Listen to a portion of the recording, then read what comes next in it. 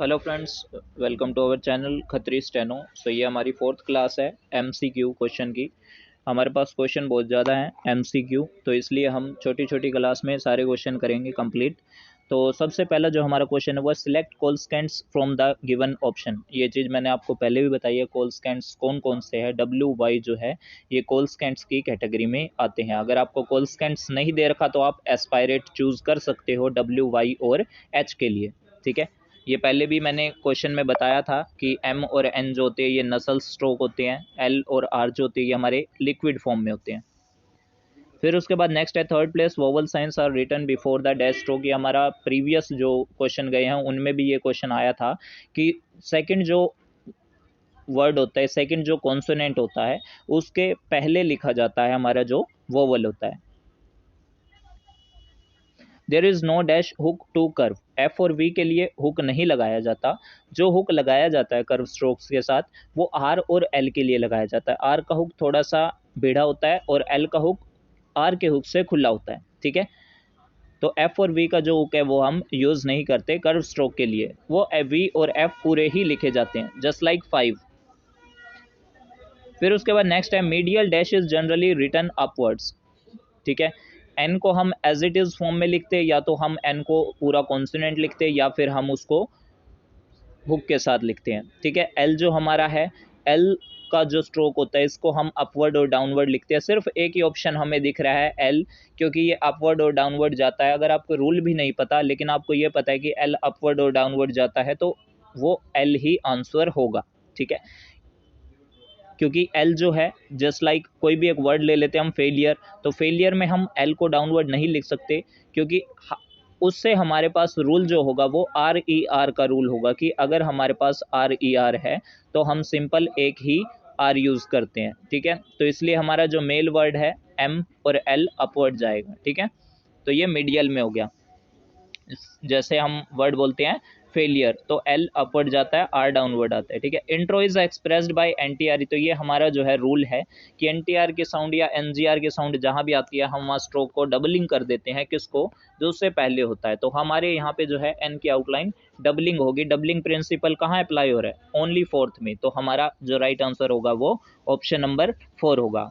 Halving a stroke indication the addition of, ये हमने जो है 7th सेशन में देखा था कि टी और डी का एडिशन जब आता है तो हमारे हाल्विंग प्रिंसिपल अप्लाई होता है। तो real answer is T and D. आई जो वर्ड होता है ये एब्रीवेट करता है किसी भी वर्ड के साथ, यानी कि आई हाफ होता है एब्रीवेशन की फॉर्म में। ठीक है, तो उसके बाद जो नेक्स्ट हमारा है S H is return dash after the heavy stroke D. तो ये हमने किया था। ठीक है, एजुकेशन जैसे वर्ड हमारा आया था। तो डी के बाद जो हमारा होता है, डी के बाद हम एस एच को डाउनवर्ड नहीं लेके जा सकते। उसका जो कन्वीनियंट फ्लो होता है वो अपवर्ड की तरफ जाता है, तो हम अपवर्ड ही स्ट्रोक को एस एच को लिखते हैं। ठीक है, select the correct word for sugar. Sugar के लिए हम करेक्ट वर्ड क्या होगा? क्या हम एस एच को डाउनवर्ड लेंगे? नहीं, बिकॉज उसके बाद जी आर आया हुआ है। ठीक है, तो ऐसी कंडीशन में एस एच जो है हमारा अपवर्ड जाएगा, क्योंकि यहाँ पे शुगर साउंड आ रही है। तो S upward, S H upward जाएगा नीचे से ऊपर की तरफ, और जी के अंदर आर का हुक बनेगा। तो ये हमारा शुगर का करेक्ट फॉर्म है अकॉर्डिंग टू पिटमैन। फिर नेक्स्ट क्वेश्चन है I have been asked this evening to speak to you about social services. Rule याद होने चाहिए। आई हैव बीन हम इकट्ठा लिखते हैं, आई बना के हैव लगा के, बीन के लिए हम एन का हुक लगाते हैं।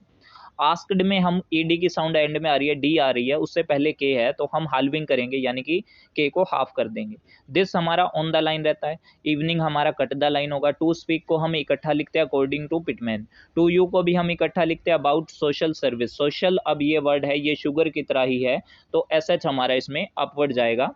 ठीक है, और सर्विसेज, तो इसकी करेक्ट फॉर्म क्या होगी? Correct form number 3।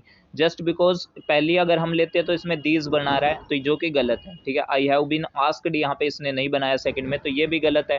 ठीक है, फोर्थ में भी आपका दीज बना रहा है, तो ये भी गलत है। नेगलेक्ट करके हमारे पास थर्ड ऑप्शन बचा, जिसको चेक करने की अगर आप चाहते हो चेक करना तो कर सकते हो, बट अगर नहीं चाहते तो आप इसको छोड़ देना, और यही तीसरा आंसर आपका करेक्ट है।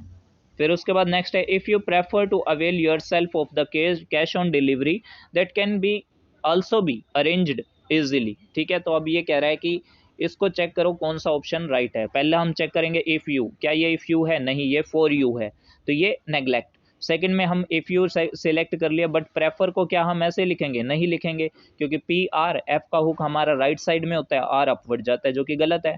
If you prefer to avail yourself to the, अब यहाँ पे to the cash on delivery क्या है, नहीं, यहाँ ऑफ द है, तो हमारा फोर्थ आंसर जो है ये हमारा करेक्ट होगा। तो ये भी हमारे जो क्वेश्चन पेपर है सॉल्व हो चुका है। ठीक है, आपको समझ आया होगा आई थिंक, और समझ आया तो वीडियो को लाइक कीजिए और चैनल को सब्सक्राइब कीजिए, क्योंकि ऑप्शनल टाइप क्वेश्चन